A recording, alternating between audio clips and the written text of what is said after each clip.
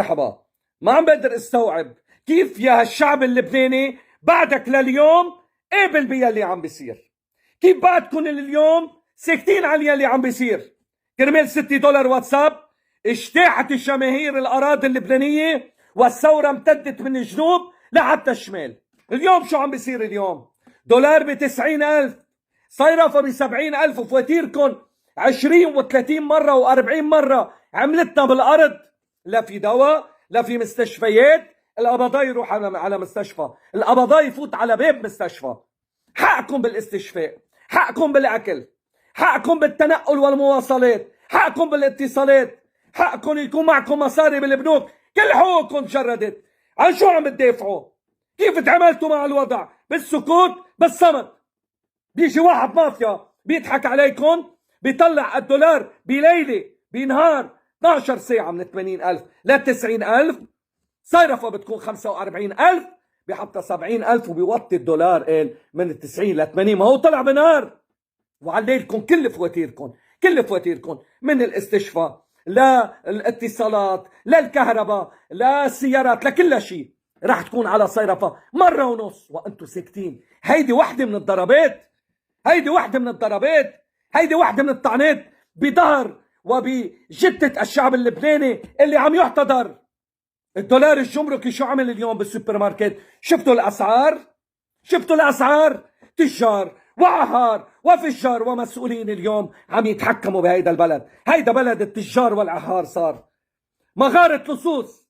لبنان اللي كان معبد اليوم وهيكل، هيكل مقدس. ليكوا شو صار فيه اليوم. هيكل مقدس اختاروا الله، ليكوا شو عملوا فيها الشياطين اليوم بقلب بلدنا. ليكوا شو عملوا بالشعب اللبناني. ونحن شو عم نعمل؟ نحن كيف عم نتعاطى معهم؟ نحن بالصمت، بالسكوت، بالرضا. هيك نحن منواجه. هيك كرامتنا متقلنا، كرامتنا متقلنا ولادنا يجوعوا، كرامتنا متقلنا اهلنا يموتوا، كرامتنا متقلنا نحن نخسر كل شيء بنملكه، كرامتنا بتقلنا نعيش بالذل وبالتقشف. كرمال شو؟ كرمال مين؟ كرمال قطة سراقين وزعران وحرامية وشاطين وقتلة؟ كرمال مين؟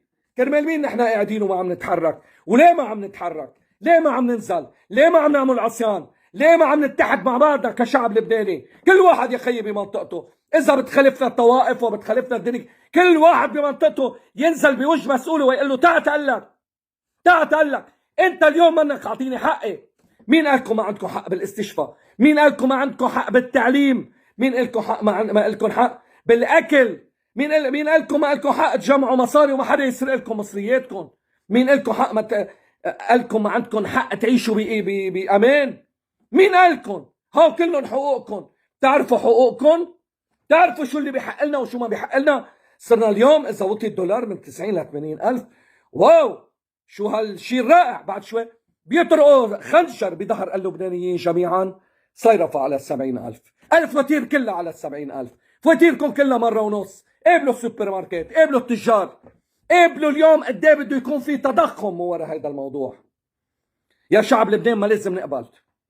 يا هالشباب، يا هالصبايا، يا هالرجال، يا هالامات، يا هالبيات، يا هالاطفال، ما لازم نقبل. ما لازم نقبل بيلي عم بيصير. ما لازم نرضى باللي عم بيصير. عار علينا كشعب لبناني ان اليوم نكون خنوعين، عار علينا اليوم ان نوافق، عار علينا ان نوطي راسنا ونقول لهم جلدوا. على قليل صرخوا انتم عم تنجلدوا. اذا ما فيكم توقفوا الكرباج صرخوا، صرخوا من وجعكم. بس على السكات مين عم يسمعنا؟ مين عم يوقف؟ مين حل هالجلاد؟ كل ما انتم عم تسكتوا اكثر كل ما عم يجلدكم اكثر وكل ما عم ينبسط اكثر. قليل امبارح الشاب اللي انتحر، قليل امبارح كلامه انتبهوا على اولاد، انتبهوا عم بيودع عيلته ويروح. ما بدنا نروح، بدنا نعيش، بدنا نعيش بهيدا البلد. بغصب من رقبتهم بدنا نعيش، بغصب عن الدنيا كلها بدنا نعيش. هيدا حقنا، هيدا بلدنا. جدودنا زرفوا دمهم بهيدا البلد، عرق جبينهم ودمهم بهيدا البلد تنبقى بهيدا البلد، مش تنفل منه ولا تنهاجر ولا تصير مشروع طيارات مليانه ونهاجر من هالبلد او بواخر تحملنا ابدا. هذا الشيء مش مقبول. السكوت ما عاد مقبول. نوقف حكي ونسكت عن حقوقنا مش مقبول.